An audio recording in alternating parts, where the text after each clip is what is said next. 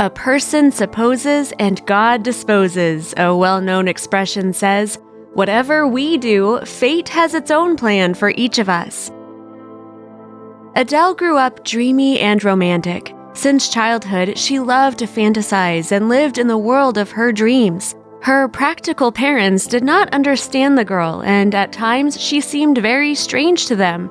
Her mother and father persuaded their daughter to come back to reality, and friends made fun of her, calling her our little Assol due to her resemblance to the girl from Alexander Grin's novel Scarlet Sails because she believed in miracles with all her heart. Adele didn't mind because it was her favorite novel, and she loved reading more than anything else in the world. She was always carrying a book of some kind with her. Adele devoted all of her free time to reading. The one person who most understood the young woman was her grandmother, Antonia. She loved Adele dearly, and every summer she looked forward to seeing her granddaughter for the holidays. "This is the most magical and romantic place in the world," Adele dreamily said about her grandmother's house. "I feel at home here."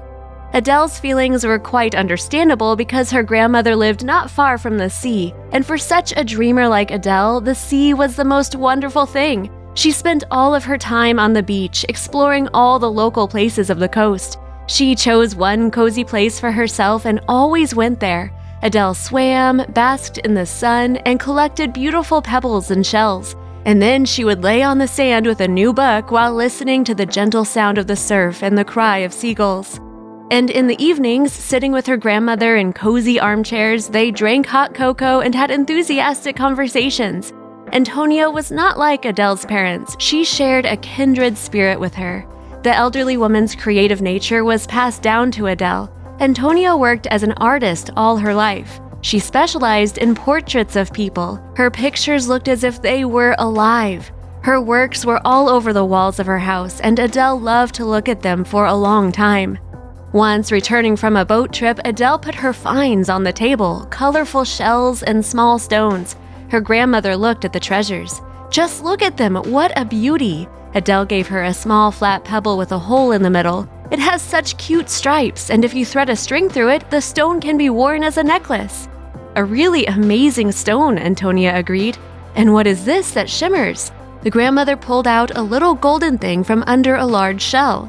"This is a ring, real gold," Adele answered. "Its owner must have lost it on the beach. Oh look, there are some words. Together forever." "Wow," Antonia was surprised. "This is a wedding ring. You cannot keep it as your own because it's a very bad omen to have another bride's ring." "But how can we find its owner? Who should I give it to?" Adele asked. "Just take it back to the beach to the same place where you found it." "Well, Grandma, tomorrow I will return it," Adele answered, although she did not want to do this at all. The ring was so beautiful, it shimmered in the light. She thought of the owner of the ring. The bride was likely very upset about the loss. "No, throwing it in the sand is definitely not an option," Adele decided. "I will try to find the owner of the ring. Maybe someone will recognize a photo of it." Adele fell asleep, and the next morning after breakfast, she did not go to the beach, but instead logged onto the internet to look for the owner. Adele took a photo of the ring and posted an ad about it on social media and local newspapers. She waited and hoped that its owner would appear. Within 2 days, people started sending messages to Adele claiming to be the owners of the ring. However, Adele acted wisely by not disclosing that there was an engraving on the inside. Therefore, she asked everyone who wanted to take the ring about its special features.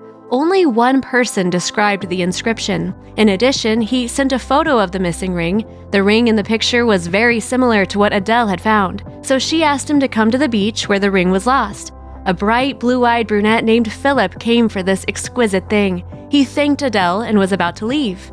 "How did you lose it?" the girl asked. "Is it your wife's ring?" "No," Philip answered and told the girl a story. It turned out that he was going to give this ring to his beloved at a party. There were a lot of people, everyone danced and had fun. I wanted to propose to my girlfriend, but I could not find her in the crowd of guests. And then I saw her. She was in the arms of another man. They were having a great time. In a rage, Philip ran out of the apartment and went for a walk on the beach. "And I just threw the ring into the sand," he finished his story.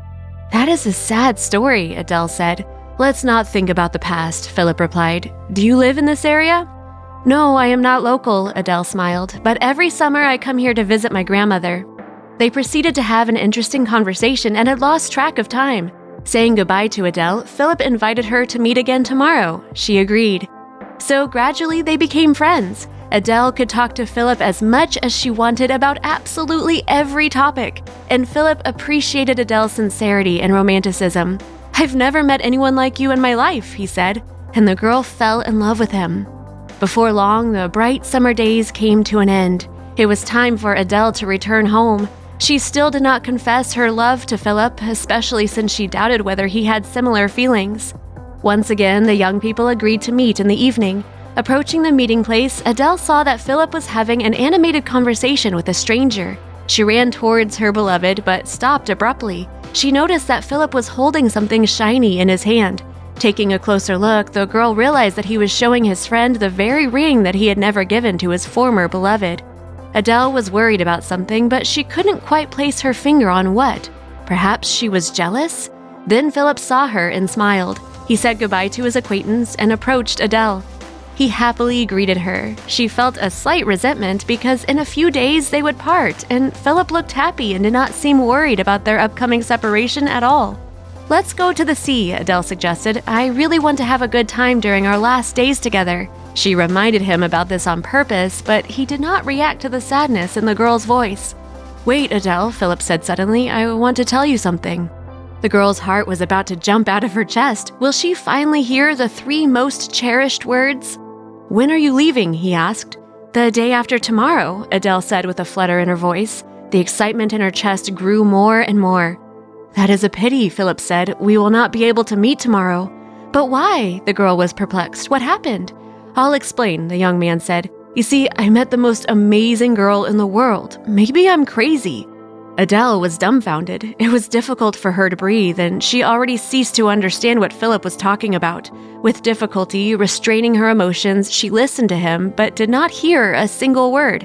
What an effort it was not to burst into tears in front of him.